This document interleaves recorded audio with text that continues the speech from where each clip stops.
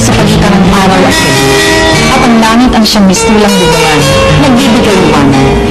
Naghahatid rin ng dilim, lalo sa mga pagkakataong tayo ay may mga panimdim. Ngunit gaano man kabigat ang sitwasyon dumarating sa ating buhay, palagi ang nagagamot ang kawalang pag-asa. Nakapanghihilang tayo ng liwanag upang lagi ay ipamulat sa atin na kapiling tayo natin ng Diyos. Saksihan natin kung paano liwanag ang kadiliman sa buhay ng isang pamilya mula sa puso at pananaw ng isang batang nang padala ng kanilang maiibang kasaysayan ngayong gabi. Si Jeff Maglambayan ng Zapote, Las Piñas.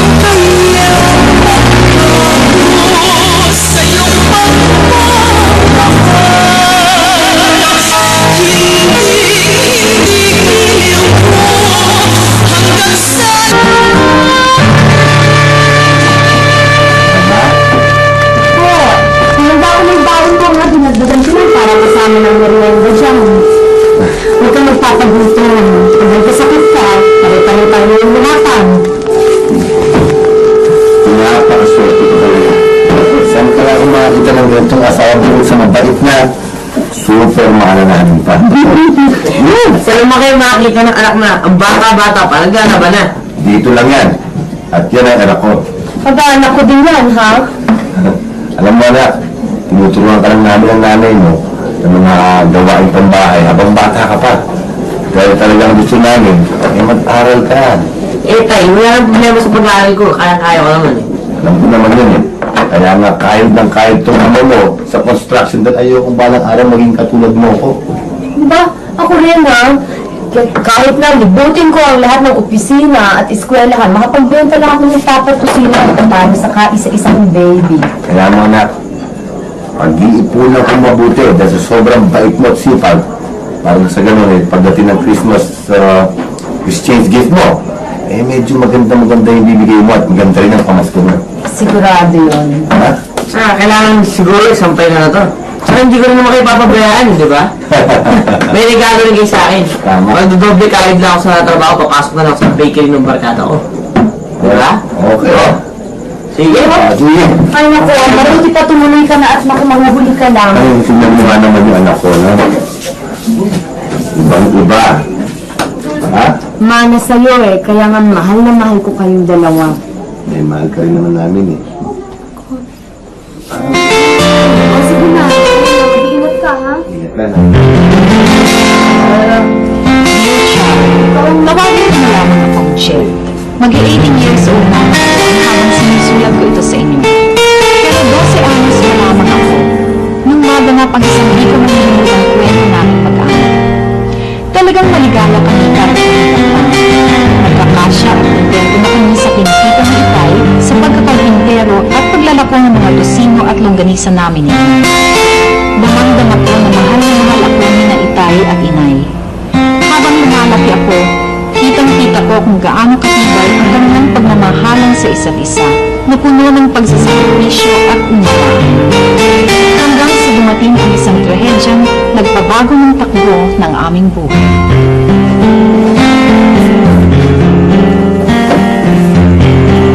Inay? Anak, saan ka pag-aalin? Inanggal po ko sa barkada ko. Nagpatuloy po sa bakery nila. Binigyan nga po nitong pansit, tsaka pansay, tsaka pera. Ito nga, masarap pa ito, mainit pa, Nay. Nay?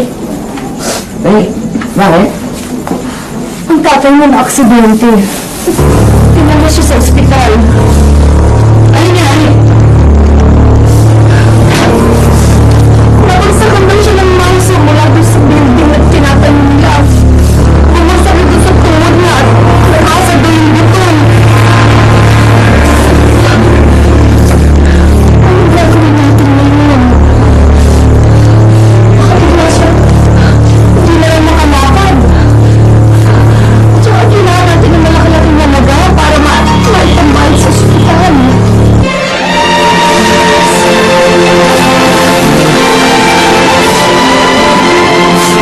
Ano sana?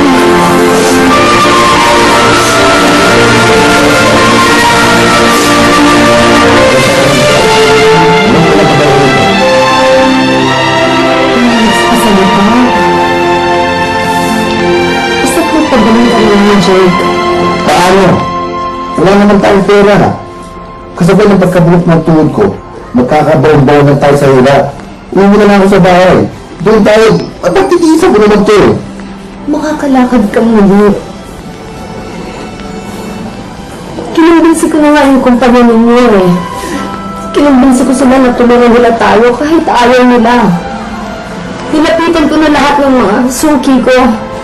Na halos kahit magpalimos ako sa mga public service program, gagawin ko.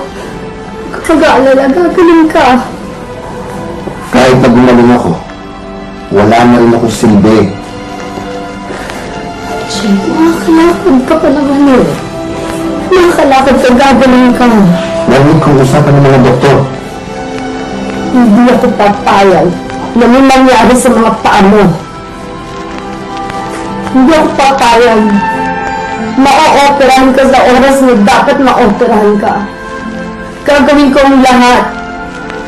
Kung kailangan ko magpalimos, gagawin ko, kakayanin ko, makalakad ka lang.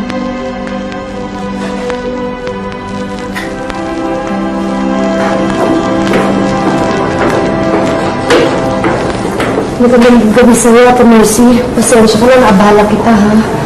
Hindi, alam mo. Nabalitaan ko ang nangyari sa asawa mo. Pero wala akong maibibigay ng tulong sa inyo. Kaya makakaalis ka na. Ate Mercy, sandali lang. Mahal ka naman sa akin. Lahat ng tao, dapat kong nalapitan ko lang, pero katulad mo, tumatalikod din kaagad. Kailangan mo, Jake, ng tulong mo. Dalawang bagay lamang mangyayari sa kanya kapag hindi siya na-operahan. Maagos ang paa niya. Ate Mercy, kapatid mo naman siya, hindi pa. Para sa kanya hinihingi kong tulong. Hindi para sa akin. At saka hindi ko naman hinihingi eh. Iniutang ko. Kahit magpaalitin ako sa'yo, gagawin ko. Tumulong mo kami, Ate Mercy, kaya yung pag-asa ko. Alam mo, sinabi ko naman sa'yo eh. Wala akong nagbibigay ng tulong sa inyo. Ikaw ang malas sa buhay ni Jake. Kaya pagtiisan mo ang lahat ng kamalasan ng dati mo sa buhay ng dalawa. Ate Mercy, hindi naman po para sa akin eh. Hindi para sa akin kay Jake na lang. Tulungan niyo siya. May iba akong obligasyon at may ibang pinaglalaanan. Pero ano ang bawat sentimo kung ano man meron kami ay kailangan mo ng gusto. At hindi mo pwede yung bawat kapakataon na lamang na ginigit kayo o nagigit kayo sa akin punta mo. At ito mo yung kayo sa inyo sarili mo pa. Gumawa ka ng sarili ng paraan para ligtas ang buhay ng asawa mo.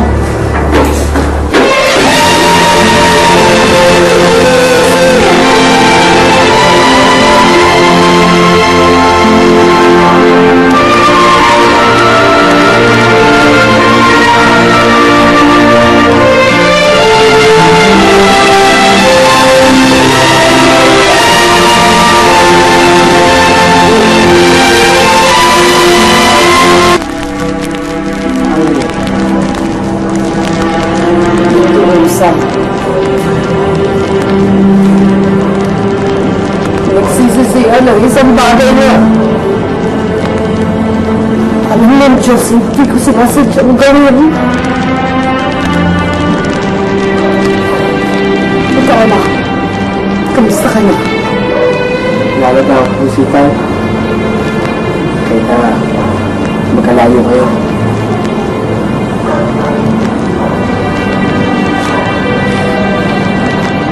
Galit pa rin po siya sa akin. Medyo magulo ang utak ko ngayon eh. Doon naman ko na nga siya. Naman pa siya kapatid. Bakit? Alam ko eh. Ayaw niya ngayon eh. Kapag pa siya kita mo siya.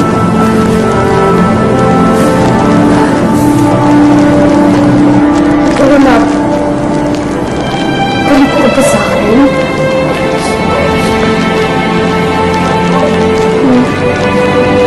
Hindi ko pag-iigat sa inyo. May mahal ko kayo. Saka naman ko naman hindi gusto yung ganyan. Mahal si Tay. Ayaw nila siya mag-iinipin. Kaya natakot ka. Kung nangyari yun. Sirang dati pamilya masaya natin.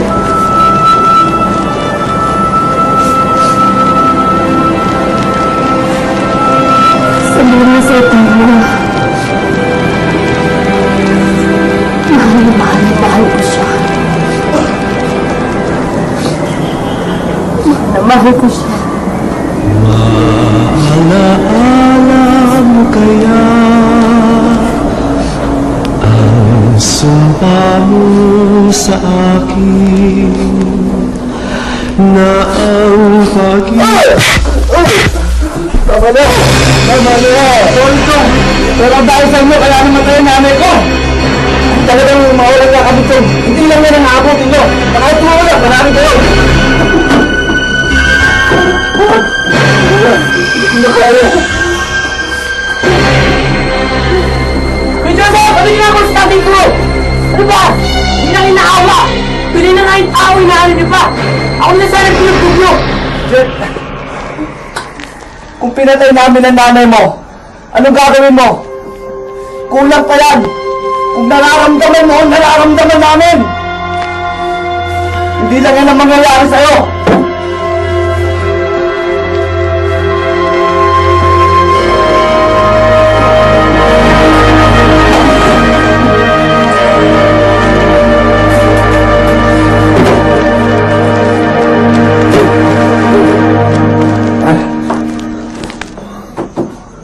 Tama na.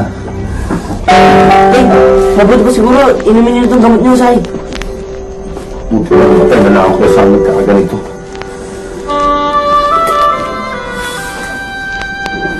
Hirapan na ako eh.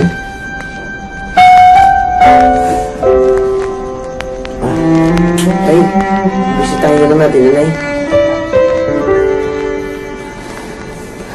Dahil sa kanya kaya ako nagkakaganito. At dahil din sa kanya kaya tayo nagkakaganito ngayon. Tapos tatabi mo pa ako bisitahin ng nanay mo. Para ano? Yung nakikita ko siya. Parang sinasampa ng pagmumukha ko. Nanunan ako isang asawang mamamatay tao. Pinaalala kong nanay mo. Tutulog ang konsensya ko. Pati ngayon pinapasal ko kami pagpatay na sa tita mo. Tay, hindi masamang tao yun, Nay. At hindi rin masama ang tita mo.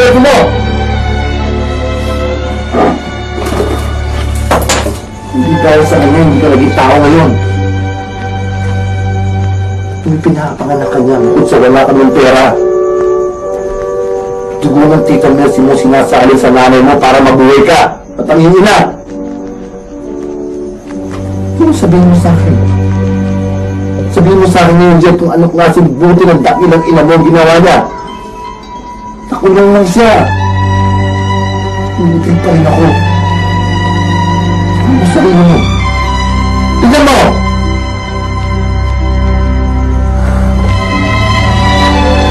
Tay, huwag kayo mag-alala. Tutulungan ko kayo. Huwag kayo mag-alala.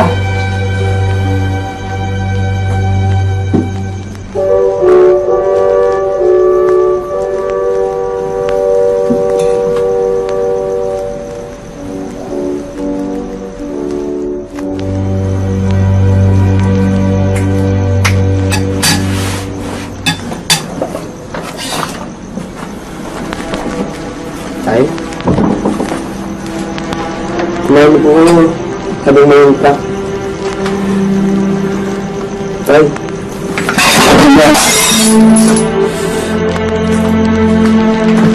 Ang sabi mo eh.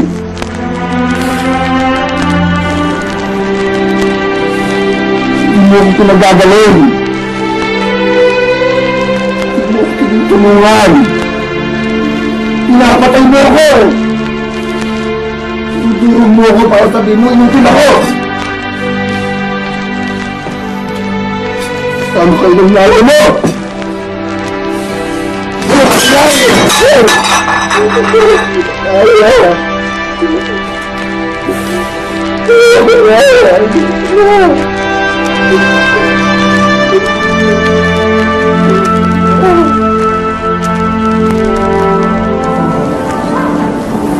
Anak, bakit?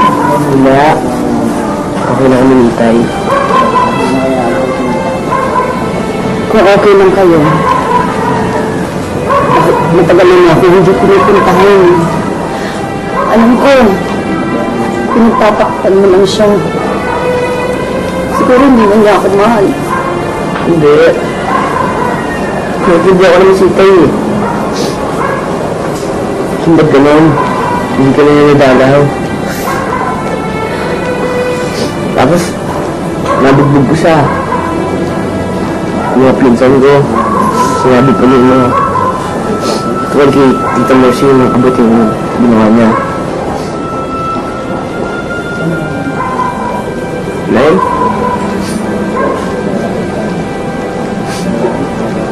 Ba't ganun? Puro akong lang inaano nito eh. Parang hindi niya ako mahal. Ako na nga itong trabaho. Tapos, sa putang ganito, parang hindi niya ako mahal eh. Ako lang gusto ko na kayong bistahin at nga. Mahal na mahal ko kayo na eh. Hindi pa kayo mahal. Ito din lang sa bakery ng barkada ko titira. Wala. Wag mong gagawin mo. Ako lang hindi sorry sa'yo. Ako naman talaga may kasalanan eh. Naabarito lang ang tatay mo, kaya siya gano'n. Pero mahal na mahal ka niya.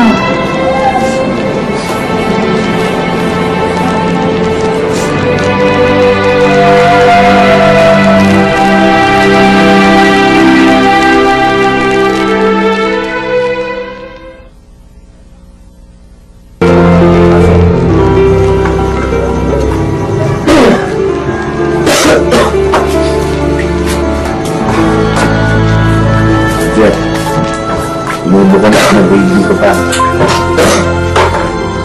Bakit ka nga ba inubo? Siguro, lampunan yung aking batay. Pagdating din sa tinapay. Tignan mo nga kung may gamit pa doon sa cabinet. Meron ko na po. Jeff, bakit mo sinabi sa akin na may sulat pa lang nanay mo sa akin?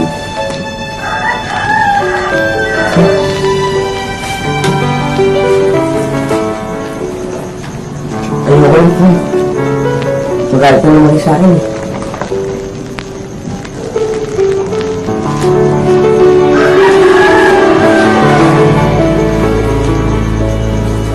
Jake, sana kahit anong nararamdaman mo ngayon, intindihin mo na lang ako. Kahit hindi mo ako mapatawad. At lalong, huwag mo sanang idamay sa galit mo sa akin si Jack. Wala siyang kasalanan. Ako na lang ang pahirapan mo. Dahil ako ang nagkasala sa'yo. Munting pakiusap ko lang ito. Regalo mo na ito sa akin ngayong Pasko. Ito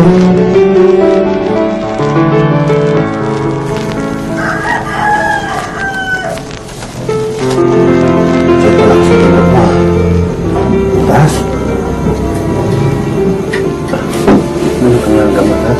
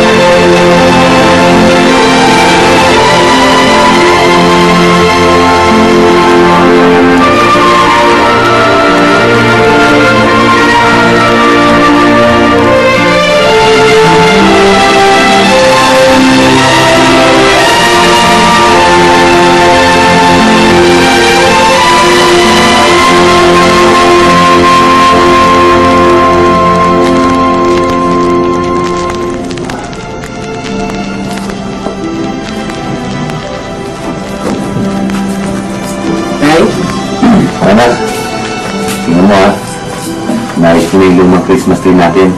Akala ko nakalimutan niya na yun eh. Pwede ba naman yun?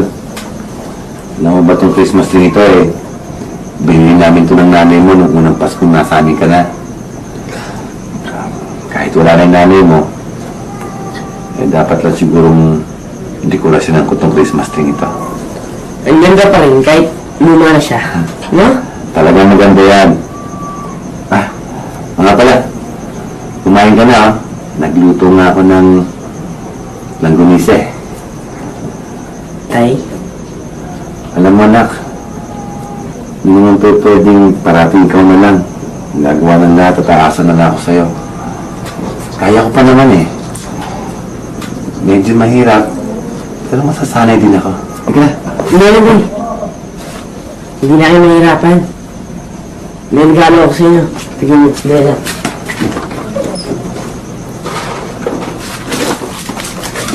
Advance Merry Christmas time. Para sa inyo. Sige, buksan nyo tayo. Tignan nyo. Alam na yan. Makakapulot sa inyo.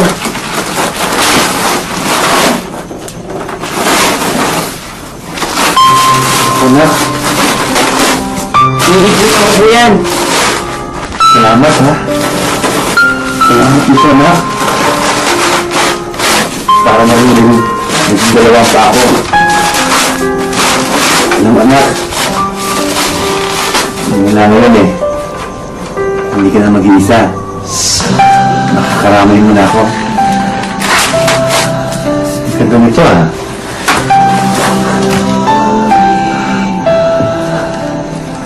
Thank you anak ha. Thank you. Ano ka na? Kumain tayo. Yes, boy.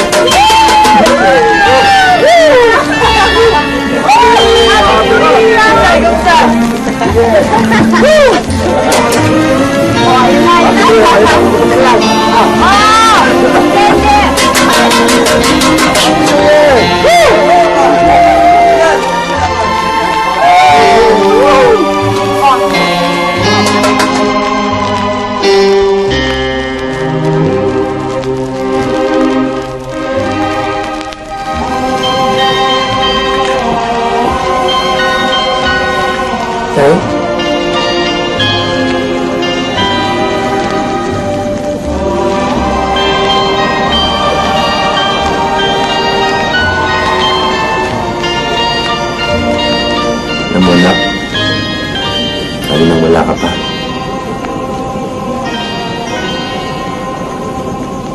Nagawa ko yung pinakagusto kong gawin noon pa. Dahil dito sa regalong sa aking saklay, pakiramdam ko naging 2 bulan pa ako. At simba ko kanina, humingi ako ng tawad sa Diyos sa lahat ng mga kasalanan ko at pagkukulang ko sa inyo mag-ina.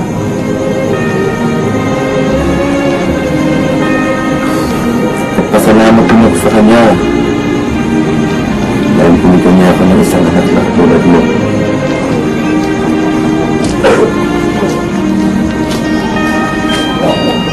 Dumaan ako doon sa Puntod ng Tita Marcelo.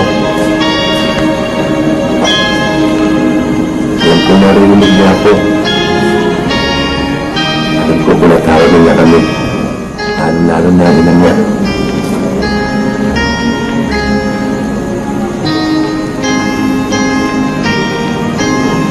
Pasensya ka na anak ha.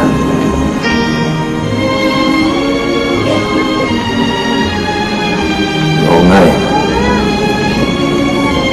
Galit niya ako.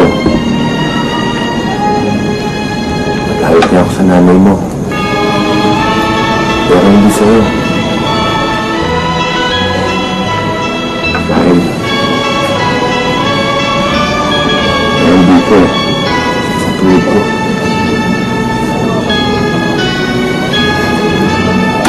Nagkagulo-gulo ang buhay ko. Buhay natin.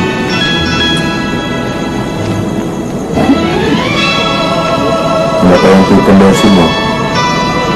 Napula ang nanay mo. At ako naging immortal.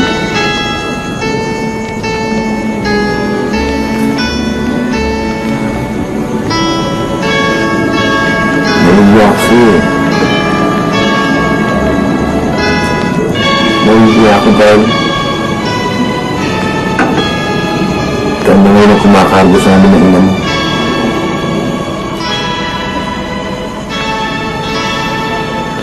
Na dapat sana naglalaro ka pa. Pero nagtatrabaho ko na ngayon dahil sa amin.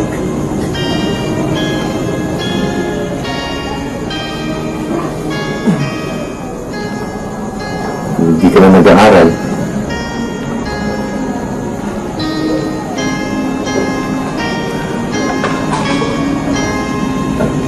Nasira na natin mga pangarap namin para sa'yo.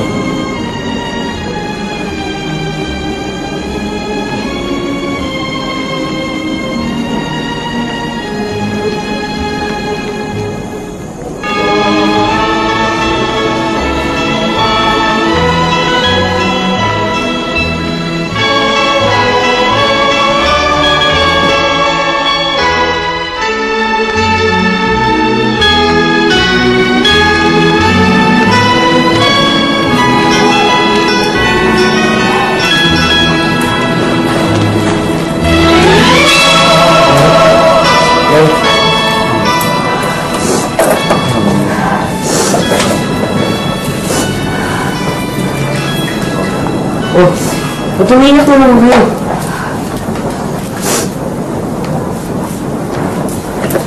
Tingnan mo, gawa ko to.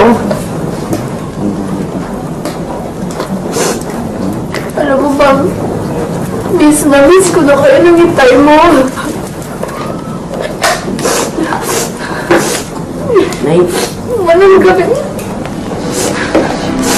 Hindi ko kayo napapanaginipan. Kagabi nga eh. Nagising ako umiyak dahil napanaginipan ko. Nakatalakad na daw ang itay mo at pinatawad na mo ako. nakakalakad na nga si Tay. Dahil sa saklay. Tsaka, medyo mas masigla siya ngayon. Kahit medyo malungkot pa rin siya. Hindi na matagal na yun. Magkikita lang ulit kayo. Alam mo, kung hindi ko lang siguro sinasabayan ng dasal ang pagsisisi ko, siguro maluloka na ako dito. Kahit ano kalayo, lagi na sa isip namin ay kung maganda, magkikita na rin tayo. Alam mo ba, nagpapakabait ako mag-duty dito dahil maasa ko.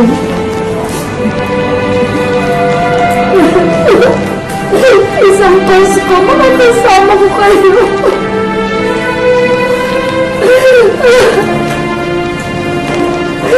Stress ko na kayo.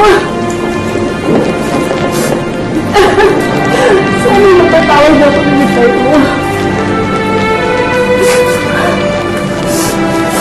Sana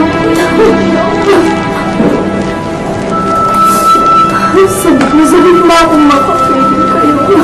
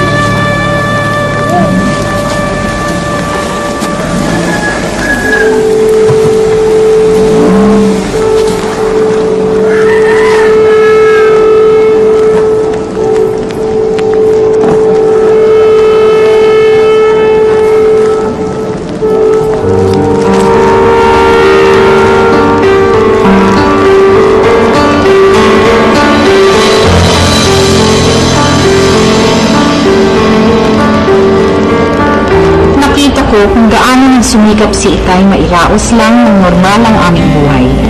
Kung ano-ano na ang sinubok at pinasok niya, ngunit wala nang magtiwala sa kakayahan niya dahil sa kanyang kalagayan. Kaya naging parking lot boy siya at bawat bandang na iuunan niya ay katumbas na ng kung anong pangarap na nalalagay pa sa kanya. Alam ko, kabilang sa mga munting pangarap na iyon ay nung nagkita silang muli ni Inay. Nananaig nga lamang kay Ikay ang hiya at hindi galit, pagkabigla at hindi pagmamalaki para kay Inay. Hanggang sa sumapit ang masasabi kong pinakamalungkot na gabi sa aming buhay. Pasko na, anak. Merry Christmas, ha? Sige tayo. Merry Christmas rin po. Pinapanood niyo lang. Merry Christmas din daw.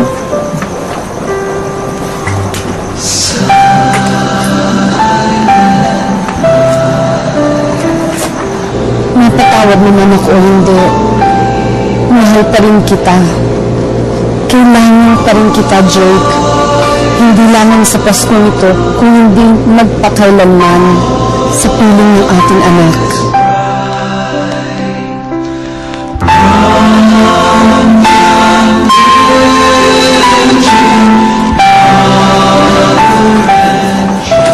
Buksan mo na yung regalo ko. Kasi sa kanya, yung mga kayang battle mo.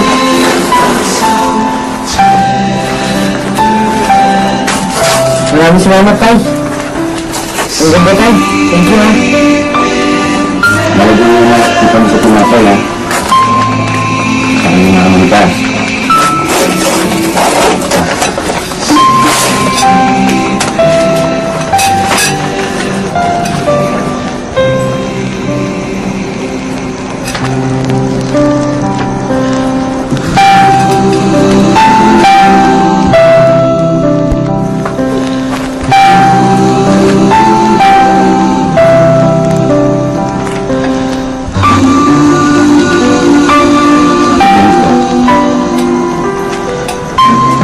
Sakit-sakit po naman. Unang Pasko lang namin mo. Hindi tayo kumpleto. Kung sundin Pasko, kabayarin lang si Inay.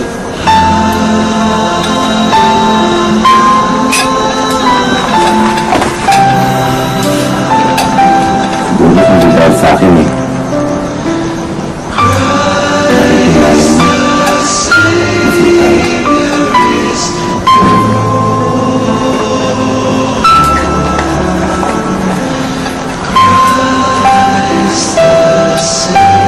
Kumakain ako.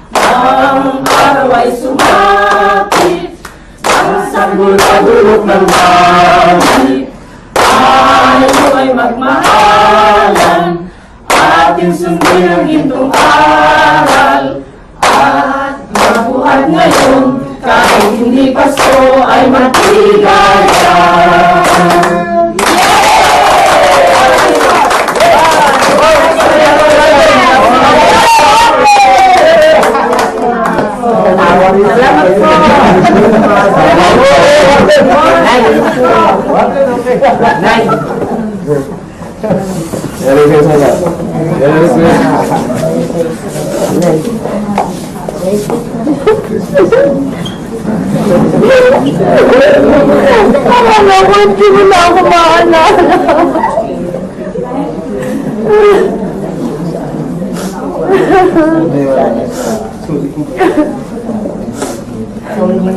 Salamat, anak.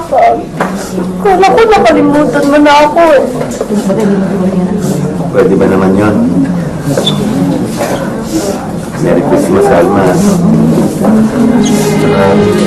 Alimusta ako na ako, ha? Alis ka na.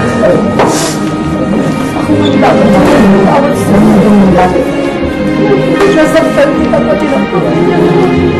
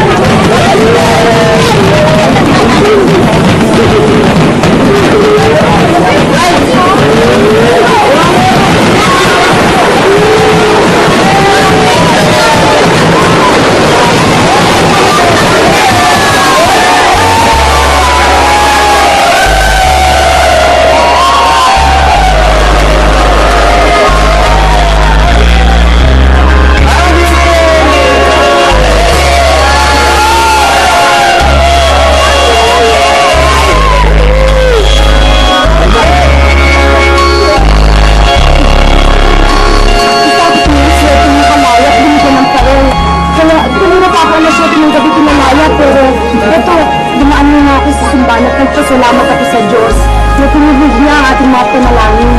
At syempre, katulad ng mga kagawin natin, binili ako ng lusis. Ayan o. Eh kung gano'n pala, di, sindihan na natin tomato. Tara! Happy New Year, Alma. Okay. Simula ngayon pinapalaki ko, hindi na tayo kakaliwalayin. Huwag yan, puputok yan. Ito, please, try this now. Hindi naman.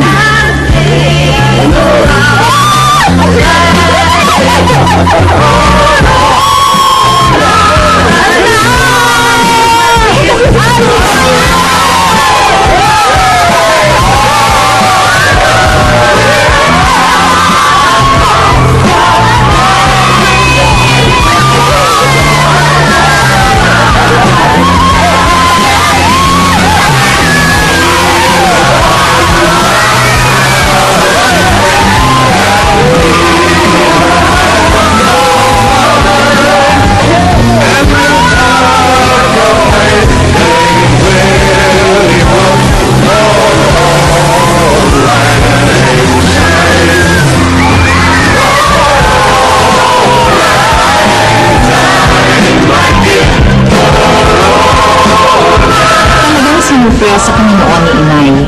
Hindi namin akalain ni Itay na pagkatapos namin magpasko sa koreksyonal ay magsasama-sama na rin kami pagsapit ng bagong taon. Napakabait pa rin sa amin ng Diyos dahil ipinakita ng isang yugtong na lamang iyon ang kalungkutan. mula nang magsama-sama kami ulit, ay naging kasing liwanag na ng kumikinang-kinang na lusis ang aming buhay. Sa pagtutulong-tulong namin ni na inay at itay, ngayon po ay nasa kolehiyo na ako at hindi na nagtitinapay at nagsa-sidecar.